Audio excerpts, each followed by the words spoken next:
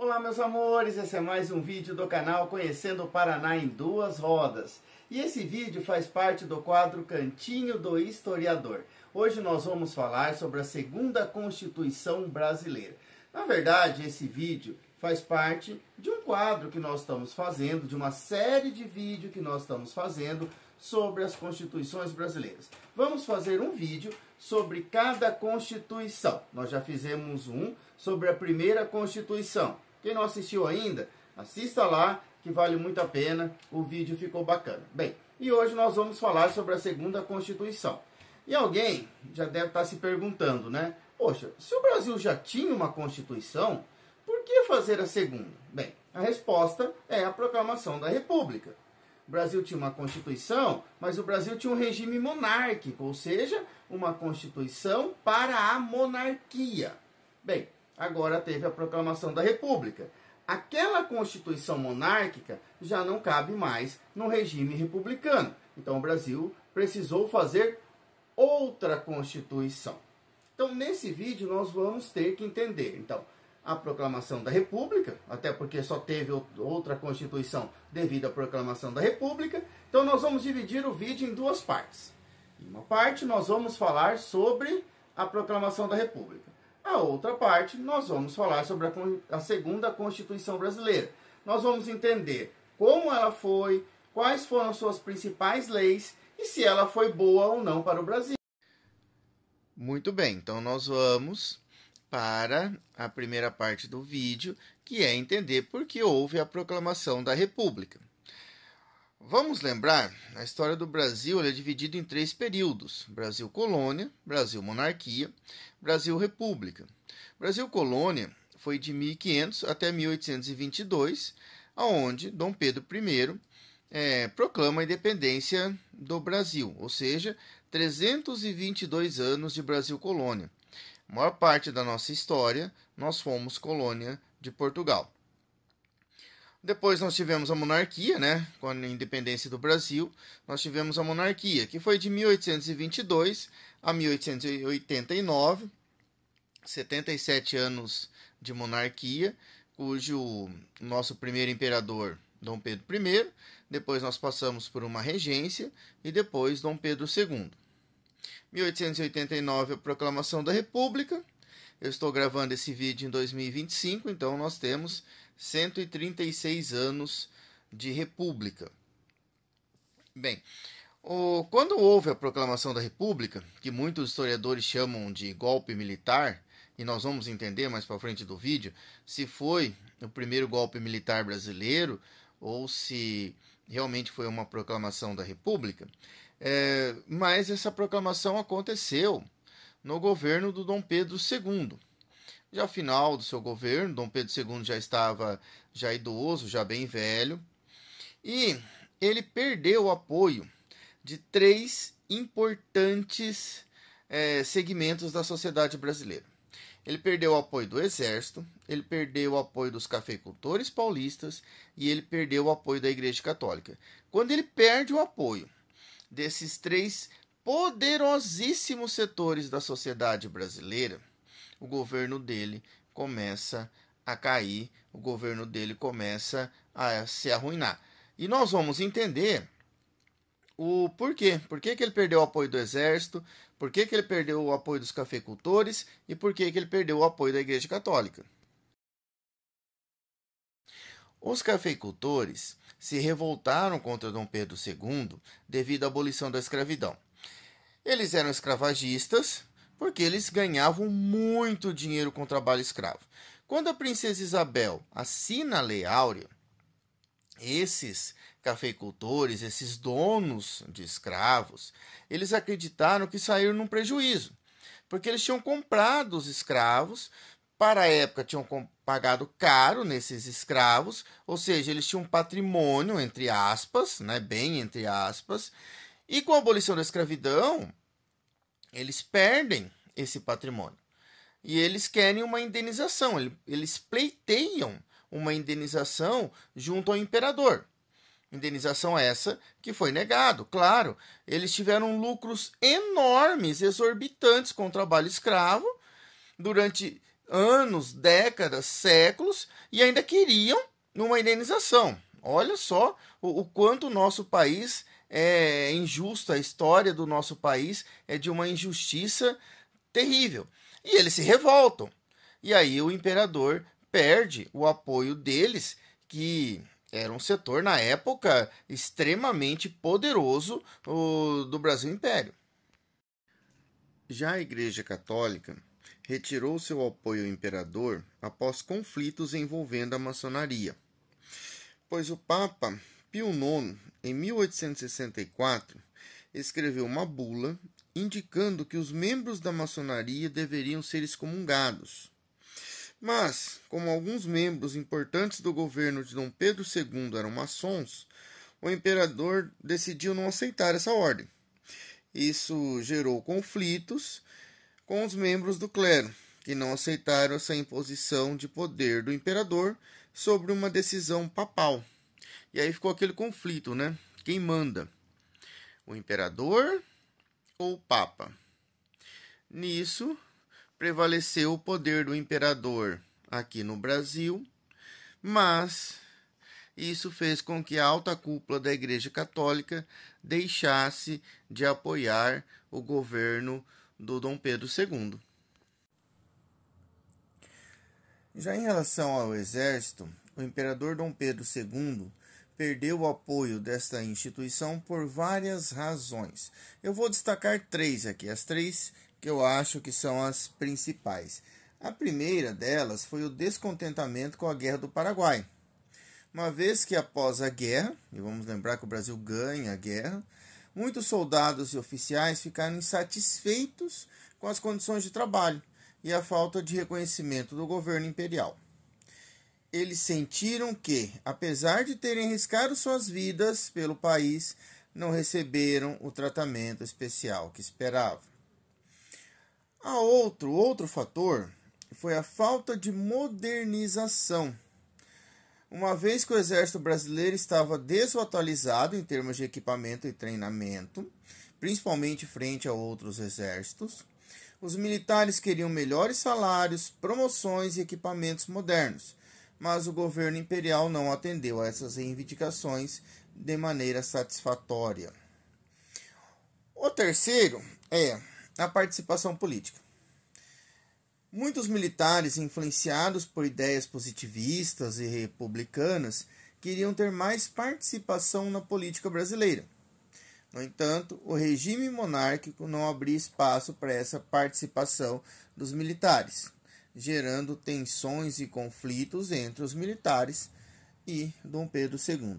E esses três fatores combinados enfraqueceram a relação entre Dom Pedro II e o exército, contribuindo para a queda do Império e a proclamação da República em 1889.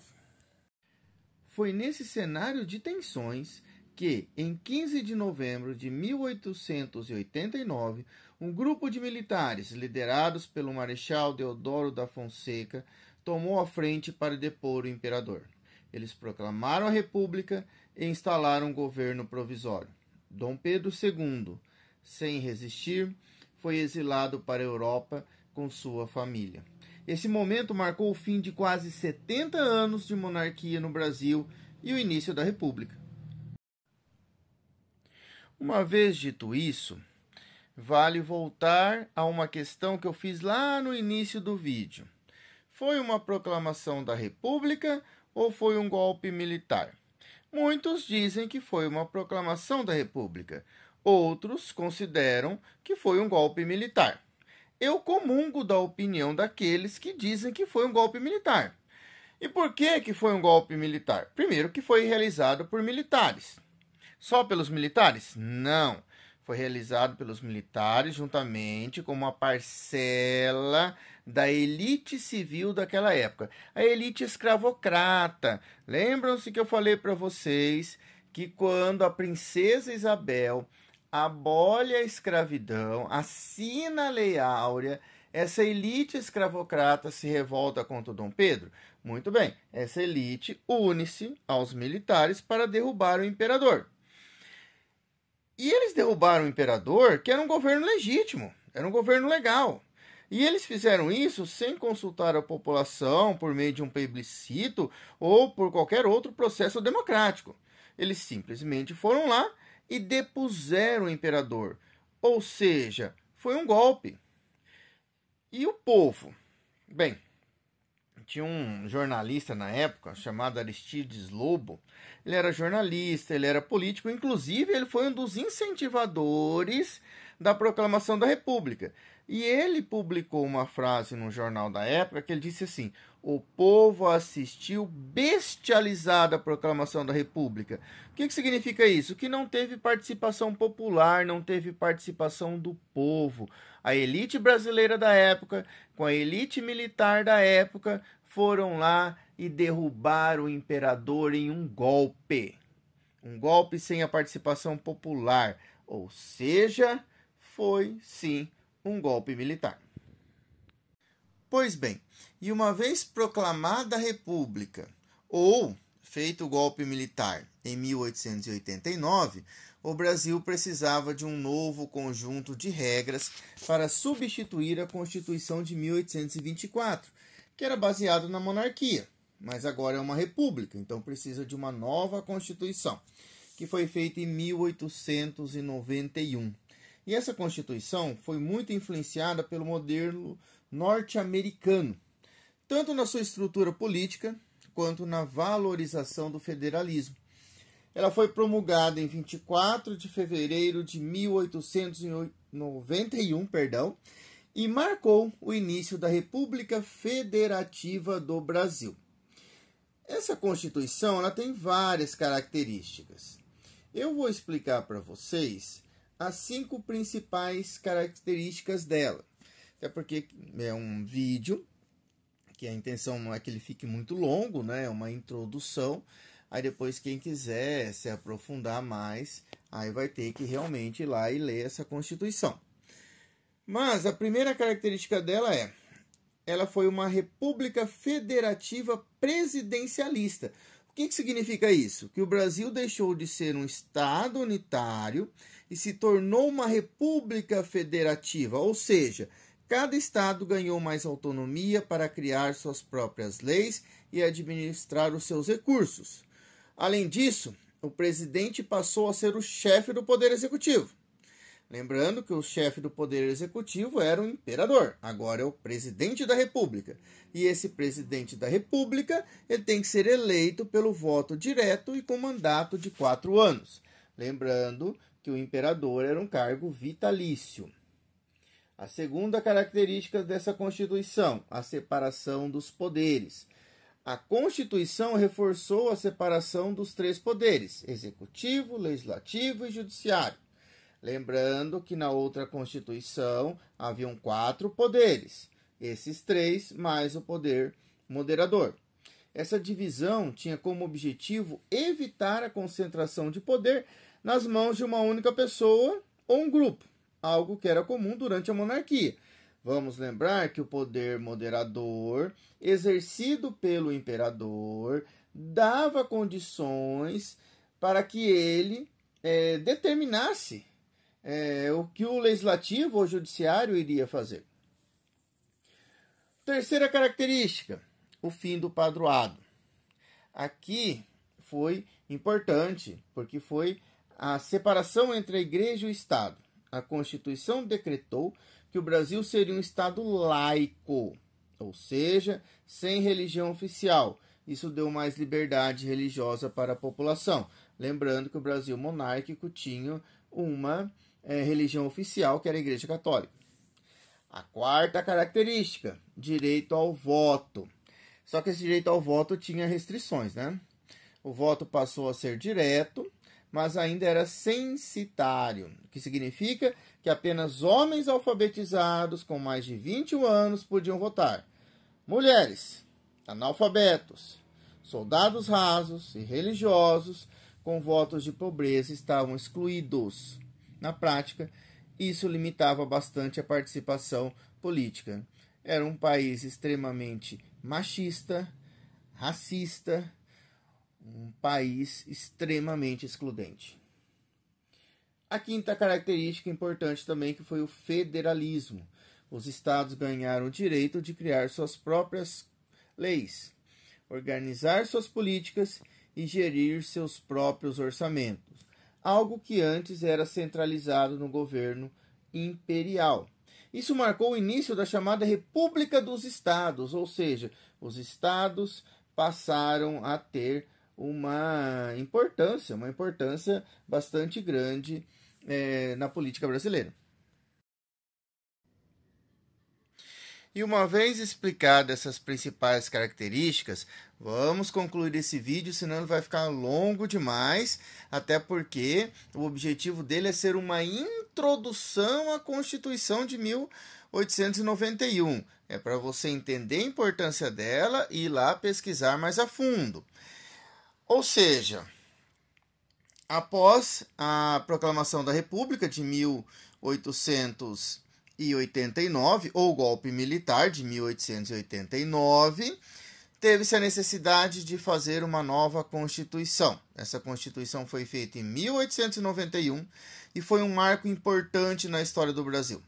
Ela trouxe mudanças significativas, como o federalismo, a separação entre a Igreja e o Estado e o presidencialismo, mas infelizmente também refletiu as desigualdades sociais da época e o machismo terrível que vigorava no Brasil na época ali da transição entre a monarquia para a república.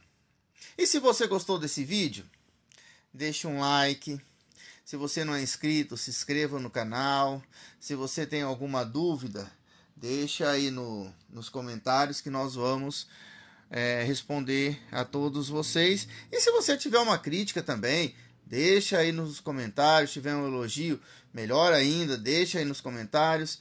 E nós vamos dialogando, conversando. O conhecimento é feito através do diálogo.